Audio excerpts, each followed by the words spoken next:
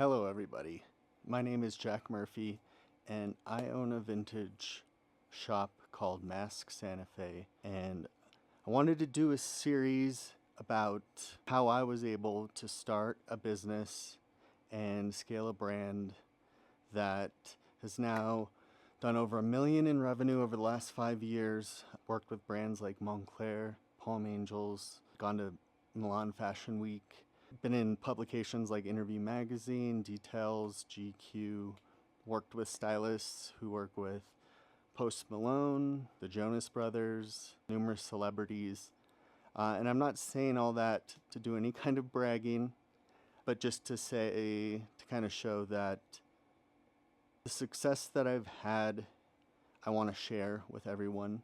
Zero gatekeeping here, and give really practical advice about how to start a brand. I think starting a business and starting with vintage is something anyone can do. Basically, from the time that you're able to get a hold of a credit card and access to eBay, as I did when I was 17 years old, and start selling things and getting a taste of being your own boss. And I think all that stuff is really valuable stuff. So my goal here is to offer advice, answer questions, and basically just show what I did and share that with you guys, the mistakes, the successes, and hopefully give people a pathway forward to start your own thing. And so for this video, I want to talk about the many ways you can sell vintage online and the pros and cons of all of them.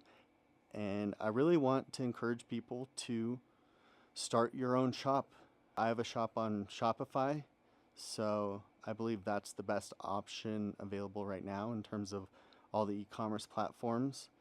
But I started off selling in pop-up markets, stuff like the Rose Bowl. There was events at the Row in downtown LA, pop-ups in Venice Beach. And physically going to markets and selling is a tireless and thankless job. And I think it's a great way to get exposure and learn from people to see what you can do in terms of selling and what you should be selling. But I think eventually the best way to reach the most customers is online. And the main platforms we have are eBay, Depop, Etsy, Grailed, and they all kind of have a similar kind of feel to them. The pros are there's a lot of customers that you get access to.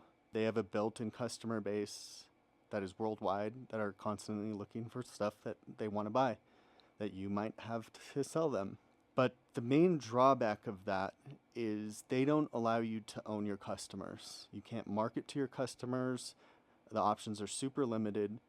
And if they shut down your account for whatever reason, which they have for me and others many times, it's very difficult to transition to a new platform and keep your customers.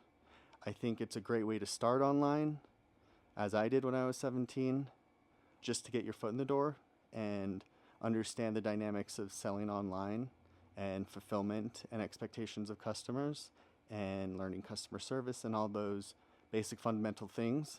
But always you want to focus on creating your own platform, your own store, and bringing customers there.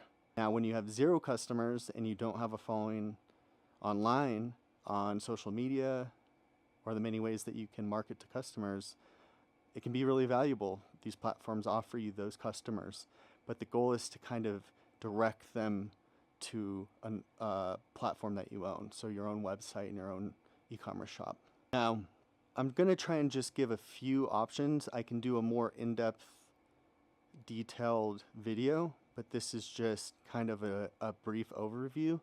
I'm just kind of testing out this content, and if it kind of catches on, and there's people who want to engage in this, then I'll definitely make more in-depth videos on specific topics. But if you're just starting out, try eBay, try them all, list your items on all the available platforms.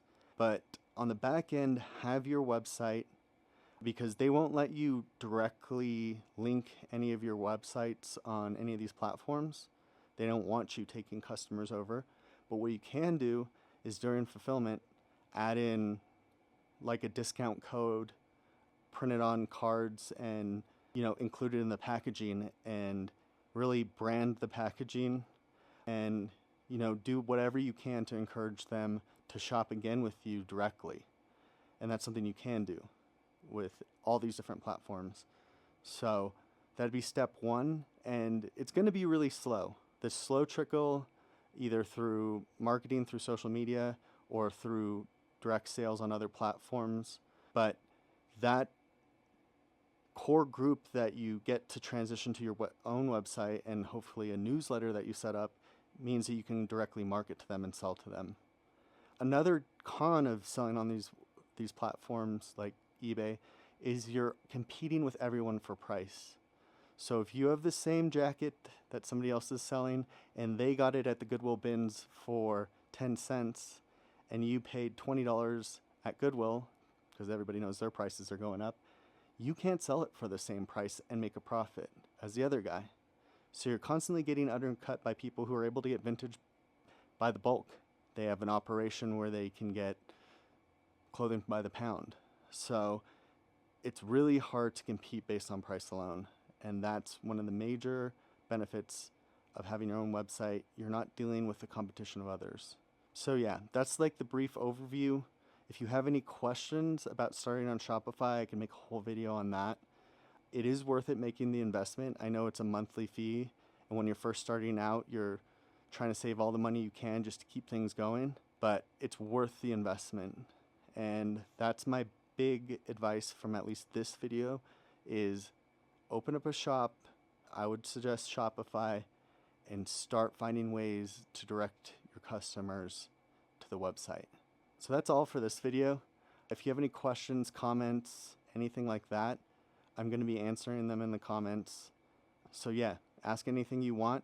And then if you have any ideas, anything you want me to delve more deeply in, I can do that. Just suggest it in the comments. And thanks for looking. Thanks for watching. And I'm going to make some more of this content and hopefully get a little more comfortable in front of the camera. So thank you, and I'll see you on the next one.